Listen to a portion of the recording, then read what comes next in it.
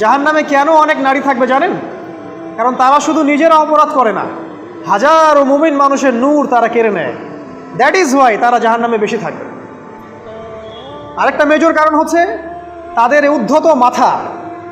মেয়েদেরকে বলছি স্পেশালি, হয়তো এই কথাগুলো মেয়েদের কাছেও যাবে। তাদের এই উদ্ধত মাথা আল্লাহর বিধানের সামনে আত্মসমর্পণ করতে চায় না। তাদের এই উদ্ধত মাথাটা আল্লাহর বিধানের সামনে আত্মসমর্পণ করতে চায় না, এ কারণে তারা জাহান্নামে বেশি থাকবে। যে কোনো বিধান আল্লাহ তাদের সামনে বলেন, সব মেয়ের কথা বলছি না, ম্যাক্সিমাম বিভিন্ন যুক্তি তারা দিবে। সামি'না ওয়া আতা'না এই পর্যায়ের না, যুক্তি দিবে। পর্দা করলে কি এখন কেমন করে চাকরি করব, পর্দা করলে কেমন করে পড়াশোনা করা যায়, এখন তো যাইতেই হচ্ছে, কিছু তো করার নাই, বিভিন্ন যুক্তি, হাজারটা যুক্তি তারা দিবে। কে জানি তাদের ব্রেইনটাকে পুরো ওয়াশ করে ফেলছে। রাসূল সাল্লাল্লাহু আলাইহি ওয়াসাল্লাম বলেছেন, দজ্জালের শেষ অনুসারী হবে এক শ্রেণীর নারী। মাশাআল্লাহ, দজ্জালের শেষ অনুসারী হবে এক শ্রেণীর নারী। তাদেরকে ঘরে ইসলামিক অনুশাসনে রাখার জন্যে বাবা, ভাই, স্বামী শিকল দিয়ে বেঁধে রাখবে, তারপরেও তারা শিকল ছেড়ে বের হয়ে যাবে, আটকাতে পারবেন না, because of their mind is brain washed. এ কারণে দেখা যায় তাদেরকে যখন কোনো বিধানের কথা আপনি বলবেন, তাদের এই উদ্ধত মাথাটা আল্লাহর বিধানের সামনে অবনত হতে চায় না, বিভিন্ন যুক্তিতর্ক তারা দেয়। এই কারণেই তাদের সংখ্যাটা জাহান্নামে বেশি হবে। আরও কারণ আছে, রাসূল বলেছেন সারা জীবন তাদের জন্য করবেন। স্পেশালি তাদের উদ্দেশ্য করে বলছি যাদের অ্যাফেয়ার আছে। যতই করেন, যত কিছুই করেন না কেন, আপনি যদি তাকে ভোগ বিলাস এবং পার্থিব সুখ শান্তি দিতে না পারেন, সে আপনাকে চিনবে না এক সময়। আপনি যদি আমাদের কথা বিশ্বাস না করেন, লিখে রাখতে পারেন। আর এমনিতে লিগ্যাল বৈবাহিক সম্পর্কেও সারা জীবন অনেক কিছু করবেন, হঠাৎ একদিন কোনো একটা কারণে ঝগড়া লেগে গেছে, তখন দেখবেন সে বলে বসবে সারা জীবন তোমার কাছে কিছুই পেলাম।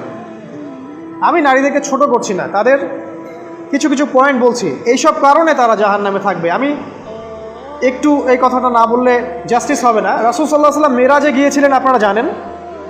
তিনি মেরাজের রাতে অনেক অলৌকিক জিনিস দেখেছেন, নবীদের সাথে সাক্ষাৎ করেছেন, ইভেন আল্লাহর সাথে কথা বলেছেন, আল্লাহর নূর দেখেছেন।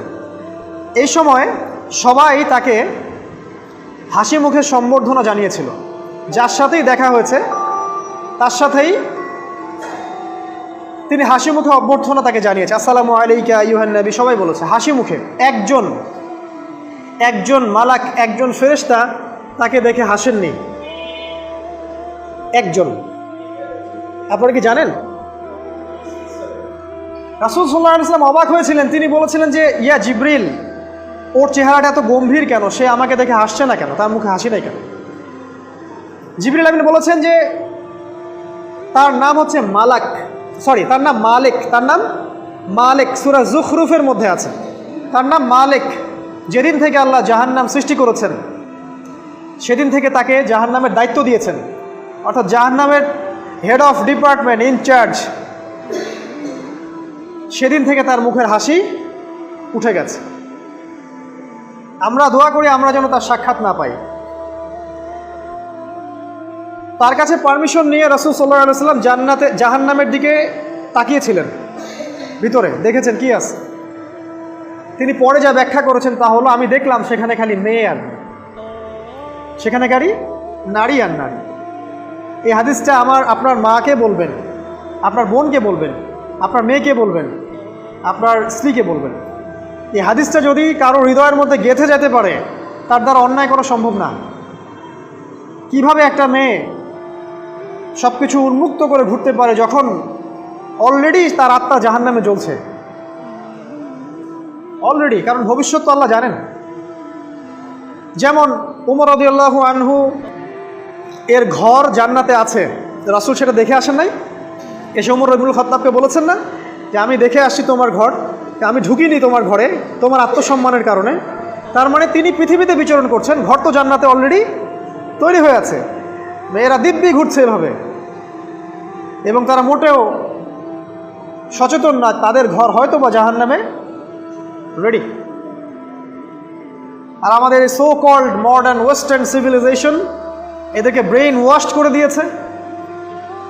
তারা বাজার করছে, তারা নগ্ন হয়ে ঘুরছে, কাপড় পরেও তারা নগ্ন থাকছে, তারা মডেলিং করছে, গান গাচ্ছে, নৃত্য প্রদর্শন করছে, মিডিয়া আসে, তার দেহ লক্ষ লক্ষ কোটি কোটি মানুষ দেখছে, হাজারো মানুষের নূর চলে যাচ্ছে।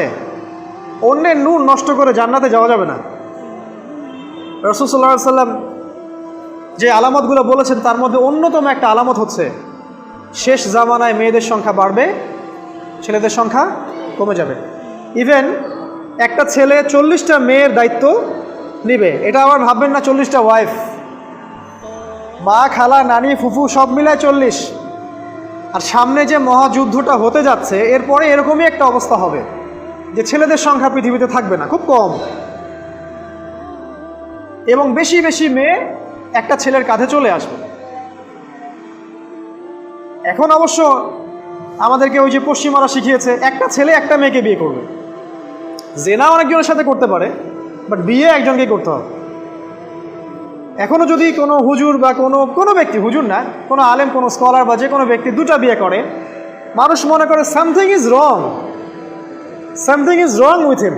এই লোকের কোনো সমস্যা আছে মনে হয়, এর মানে চরিত্র ভালো না, এর মনে একটা দিয়ে আকাঙ্ক্ষা পূরণ হয় না, something is wrong with him, তাই না? এই চেতনাটা দজ্জাল শিখিয়েছে এদেরকে। একটা ছেলেকে তৈরি করা হয়েছে সে যেন অনেকগুলা মেয়েকে বিয়ে করার ক্ষমতা রাখে, এভাবেই তাকে তৈরি করা হয়েছে। নাহলে আল্লাহ কখনোই 4, 3, 2 বলতেন না। হ্যাঁ, যদি আমি সমতা করতে না পারি তাহলে কি একটা কথা বলি, এই সাবজেক্টটা আপনাদেরকে হয়তো কেউ পড়ায় না। একটা বিয়ে করেও একটা ছেলে মিলকেল ইয়ামিন রাখতে পারে। মিলকেল ইয়ামিন মানে হচ্ছে দক্ষিণ হস্তের মালিক। মেয়েটাও জানবে আমি মিলকেল ইয়ামিন, ছেলেও জানবে সে আমার মিলকেল ইয়ামিন। এভাবেও একটা ছেলে একটা মেয়ে সিকিউরিটি, শেল্টার, ফুড সব কিছু পেতে পারে। এটা এখন উঠে গেছে, একটা সময় এগুলো ছিল। রাসূলুল্লাহ সাল্লাল্লাহু আলাইহি ওয়াসাল্লামের একটা ছেলে ইব্রাহিম, রাসূলের একজন ছেলে ইব্রাহিম কার গর্ভে জন্ম নিয়েছিলেন? কার গর্ভে জন্ম নিয়েছিলেন? রাসূলের জীবনী পড়তে হবে A to Z কয়েকবার, কমপক্ষে আর রাহিকুল মাখতুম বইটা পড়তে হবে। মারিয়া কিপ্তির গর্ভে জন্ম নিয়েছিলেন। মারিয়া কিপ্তি একজন দাসী। এই দাসী মানে কাজের মেয়ে না, এটাকে বলা হয় মিলকেল ইয়ামিন, দক্ষিণ হস্ত। পারস্যের রাজা মিশরের রাজা দুজন দাসীকে রাসূল সাল্লাল্লাহু আলাইহি ওয়াসাল্লামের কাছে উপহার দিয়েছিলেন। তার একজনকে রাসূল সাল্লাল্লাহু আলাইহি ওয়াসাল্লাম নিজের করে নেন, বিয়ে করে নেন। তার গর্ভে জন্ম নিয়েছিল পুত্র ইব্রাহিম। এই সাবজেক্টটা আপনাদেরকে কে পড়াবে এখন? ইভেন এখন আলেম ওলামাও দুটো বিয়ে করতে ভয় পায়, মনে করে যে সমাজের মানুষ আমাকে কি বলে না বলে। সবচেয়ে বড় কথা হচ্ছে এই কাজ করার জন্য ব্যাকবোন শক্ত থাকা দরকার। ব্যাকবোন মানে মেরুদণ্ড, স্টিলের মতো, তাহলে এই কাজ করতে পারবেন। নারীর সংখ্যা যে বাড়বে, 40 গুণন 1 হবে, তখন এই 39টা মেয়ে কী করবে? এখনও সমাজের মধ্যে নারী পুরুষের অনুপাত 1:4, মানে প্রতি একজন ছেলের জন্য 4টা করে নারী ঘুরছে সমাজে। এটা তো স্ট্যাটিস্টিক, আপনি ইন্টারনেটে গেলেও দেখতে পারবেন। এবং পশ্চিমা কান্ট্রিগুলোতে এগুলো আরও অনেক বেশি, ওদের অনুপাতটা আরও অনেক বেশি। তাহলে এই বাকি মেয়েরা আসলে করবেটা কি? সবাই যদি একটা করে বিয়ে করে তাহলে বাকি মেয়েদের কি হবে? তারা কি পতিতালয়ের সম্পত্তি হবে? ওদের যৌন অধিকার নাই? ওরা শারীরিক, মানসিক, শেল্টার, ফুড, খাবার, পানীয় এগুলোর অধিকার রাখে না? এখানে নারীবাদীরা কি বলবে? সব নারীবাদী, এদেশের যত নারীবাদী আছে, সেকুলারিজম, এই নারীবাদীরা বেশিরভাগই দজ্জালের এজেন্ট। কিয়ামতের এভিডেন্স হচ্ছে নারীর সংখ্যা বাড়বে, পুরুষের সংখ্যা কমে যাবে। আরেকটা এভিডেন্স হচ্ছে নারী পুরুষের পোশাক পরবে, পুরুষ নারীর পোশাক পরবে। পোশাক মানে কি? জিন্স আর গেঞ্জি? হ্যাঁ, এটাও একটা ব্যাখ্যা। ঢাকায় তো জিন্স আর গেঞ্জি চলছে, টি শার্ট। এখানে অন্য একটা ব্যাপার আছে, আমি সেটা আপনাদেরকে আজকে বলছি। সেটা হলো, এটা শুধু এই পোশাক বলতে শুধু গায়ের পোশাক বোঝানো হয়নি। আল্লাহ বলেনি নারীরা তোমাদের পোশাক, তোমরা নারীদের পোশাক। তার মানে কি? না এটা নারী, এটা আমার ওয়াইফ। নো, কোরআনের আয়াত এবং হাদিসের আয়াতগুলো দুই রকম।